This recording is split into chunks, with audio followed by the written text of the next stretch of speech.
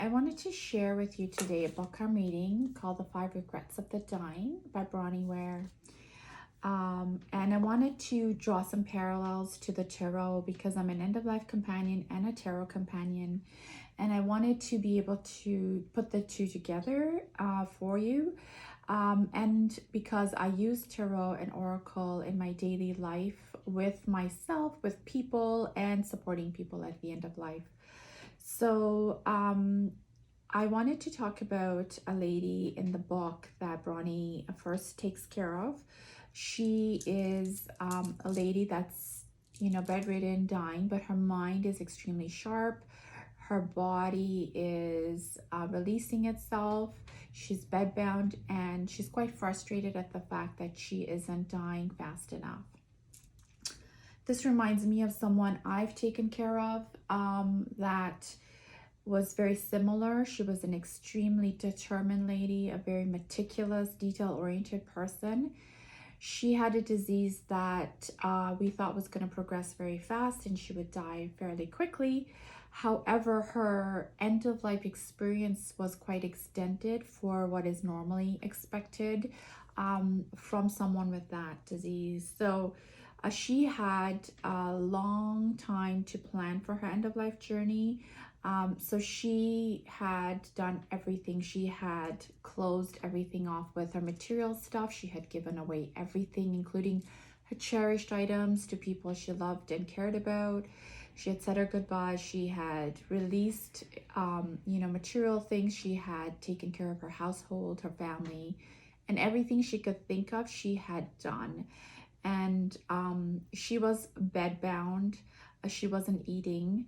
And but her mind was extremely sharp and she looked absolutely the most beautiful person I've seen in that stage. She just still glowed and had a beautiful radiance about her.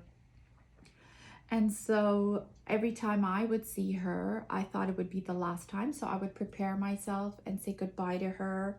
And we would say our goodbyes. And then a few days later, when I would see her again, I would do the same thing again. So it was a prolonged end-of-life experience. And one day when I came in to her room, she said that she had woken up in the middle of the night and she had seen the candles that her family had lit and she thought she had died. And she was so happy only to realize that she was still alive. But she went on to live for weeks after that. I would say maybe at least 2 weeks after that. And every time I saw her, we would have this conversation, how she was ready and how she was ready to let go.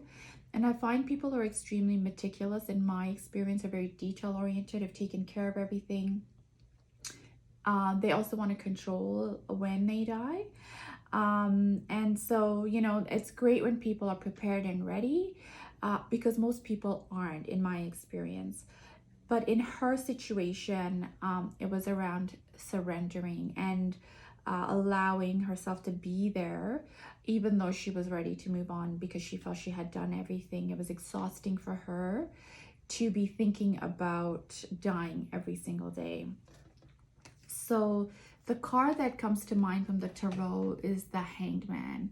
This card is around releasing the material realm, releasing everything material so that you can see things from a different perspective and just being fully present in the moment. And so I guess my question is, how do you stay fully present in a circumstance like that? So that's just some food for thought. And if you want to listen to more end-of-life conversations, I have a channel called End of Life Conversations and Reflections on YouTube. The link is on my profile above if you wanted to go there. My whole purpose to have conversations around death and dying is so that people are comfortable and that so people can have those conversations earlier on, and they can plan forward for their best end-of-life experience. So yeah, thank you for listening, and I'll try to share more things that come up for me as I read this book.